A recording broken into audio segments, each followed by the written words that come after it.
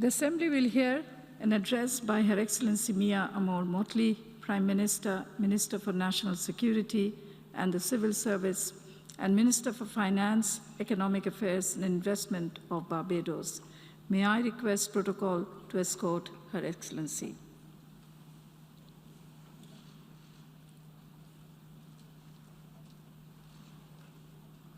I have great pleasure in welcoming Her Excellency Mia Amor Mottley, Prime Minister, Minister for National Security and the Civil Service, and Minister for Finance, Economic Affairs and Investment of Barbados, and I invite her to address the General Assembly.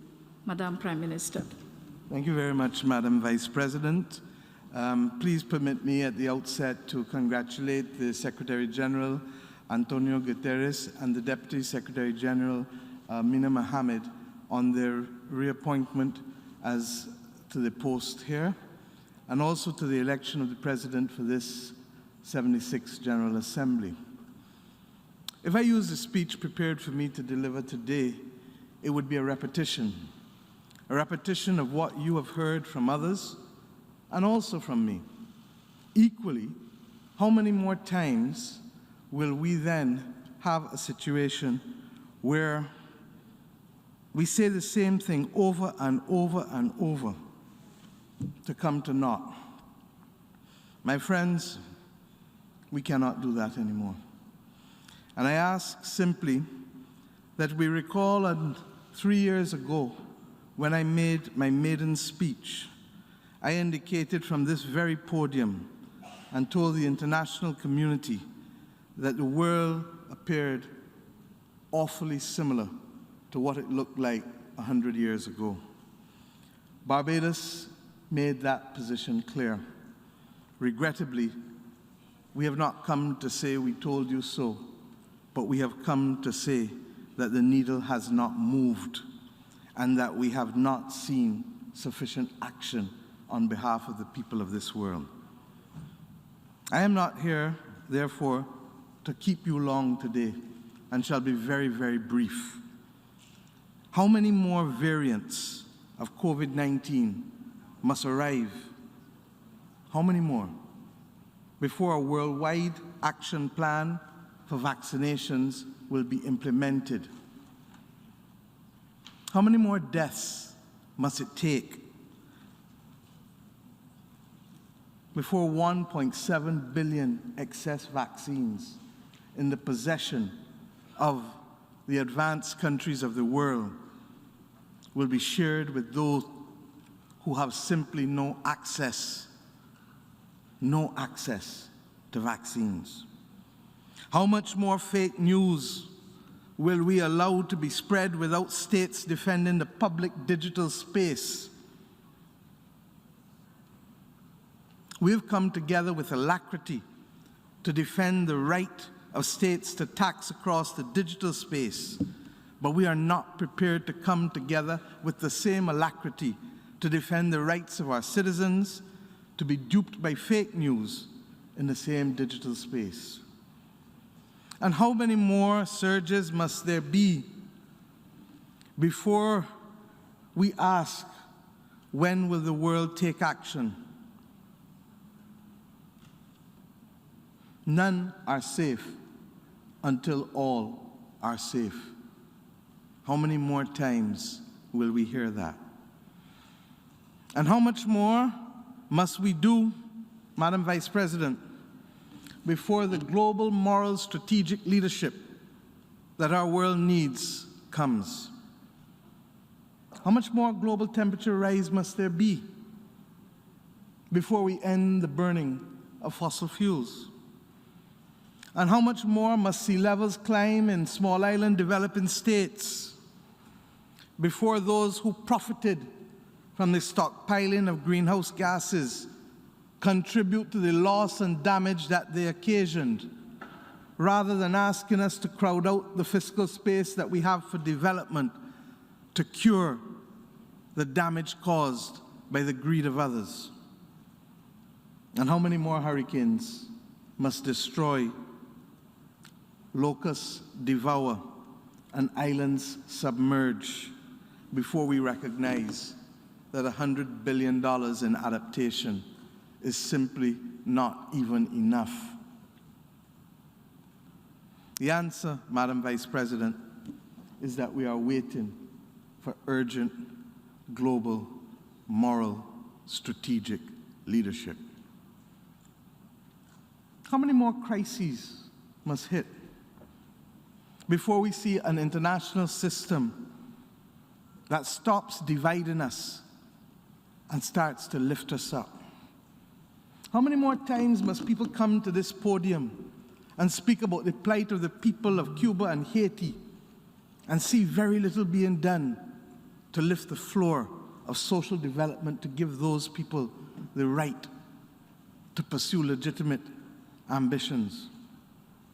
How many more crises and natural disasters before we see that old conventions of aid mean that assistance does not reach those who need it most and those who are most vulnerable? And how much wealthier must tech firms get? The top 5 tech firms have a market capitalization of $9.3 trillion. I didn't say billion, $1 trillion. How much more wealthier must they get before we worry about the fact that so few of us have access to data and knowledge, and that our children are being deprived of the tools that they need in order to be able to participate in online education? The answer, Madam Vice President, is that we have the means to give every child on this planet a tablet, and we have the means to give every adult a vaccine, and we have the means to invest in protecting the most vulnerable on our planet from a changing climate, but we choose not to.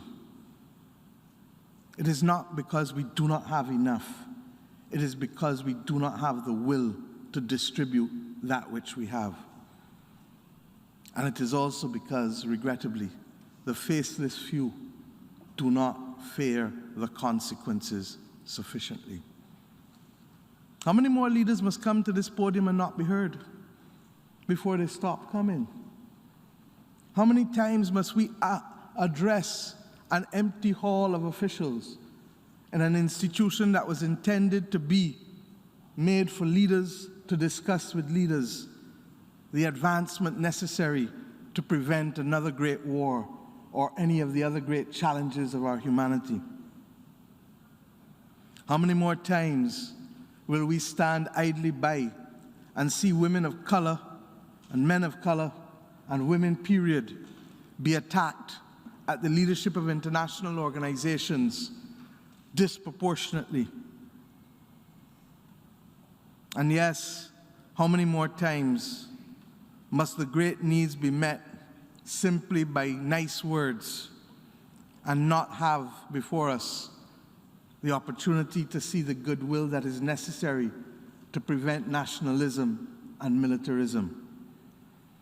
The answer, Madam President, is that this age dangerously resembles that of a century ago. A time when we were on the eve of the Great Depression, and a time when we fought a similar pandemic, and a time when fascism and populism and nationalism led to the decimation of populations through actions that are too horrendous for us to even contemplate. Our world knows not what it is gambling with. And if we don't control this fire, it will burn us all down. As I said 2 years ago, this is not science fiction. We heard the Secretary General make the same comment on Tuesday morning. This is our reality. It is not science fiction. And if the truth be told, the Secretary General's speech said it all. But who will stand in here and support him, to give him the mandate and our institutions, be it the WHO, the IMF, or the World Bank, or the regional development banks, or the development institutions, who will give them the mandate to go forward if we continue to refuse to summon the political will to confront what we know we must confront? I ask us, who in here will sign the new charter, a new charter for the 21st century that is appropriate for not the next 75, because the world in which we live moves too quickly. But let us try for the next 25 years to meet the needs of a 21st century, not the needs of the middle of the 20th century and the aftermath of a world war that none of us can really relate to today. In the words of Robert Nesta Marley, who will get up and stand up? Who will get up and stand up for the rights of our people? Who will stand up in the name of all those who have died during this awful pandemic? The millions. Who will stand up in the name of all those who have died because of the climate crisis? Or who will stand up for the small island developing states who need 1.5 degrees to survive as we go to COP26? Who will stand up? Not with a little token, but with real progress. And who will stand up for all in our countries who remain and suffer the indignity of unemployment and underemployment, and whose access to food is now compromised by increased food prices and increased transportation prices, and transportation, quite frankly, that is being manipulated. It is not beyond us to solve this problem. If we can find the will to send people to the moon and solve male baldness, as I've said over and over, we can solve simple problems like letting our people eat at affordable prices and making sure that we have the transport. We have been told that democracy is what matters in our country, and democracy is fundamentally an issue of the majority and numbers. But why don't we count who stands up in here? And why don't we take a reckoning for the numbers in here?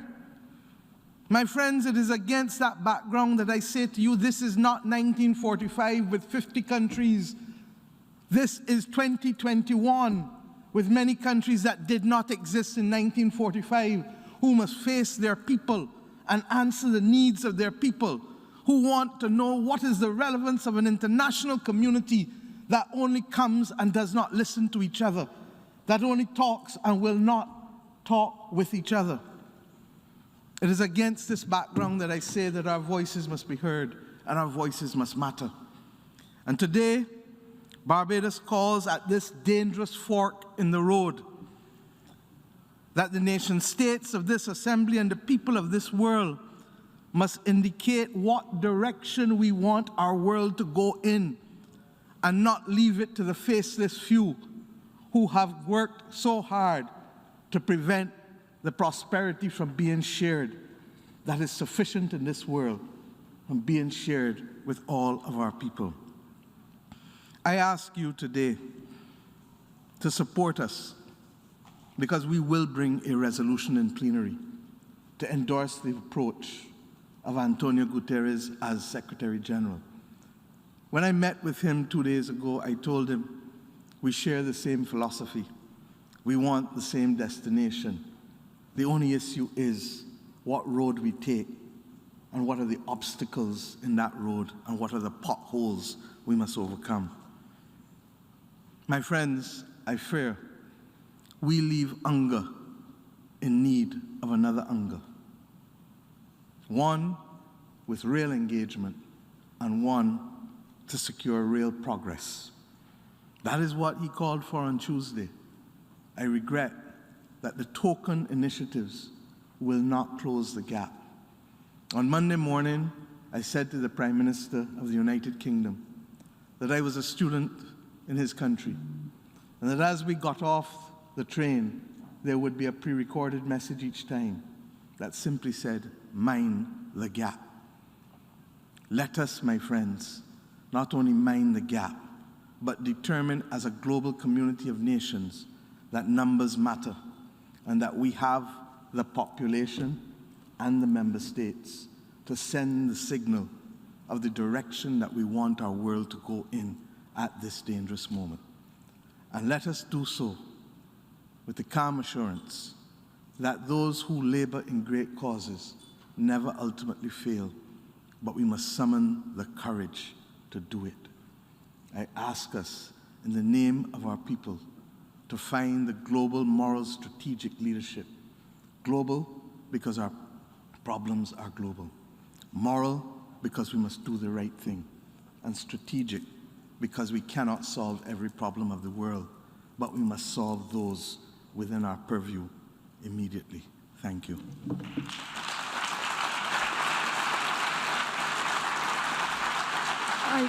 On behalf of General Assembly, I wish to thank Her Excellency Mia Amor Mottley, the Prime Minister, Minister for National Security and the Civil Service, and Minister for Finance, Economic Affairs and Investment of Barbados for her statement, and I request protocol to escort Her Excellency.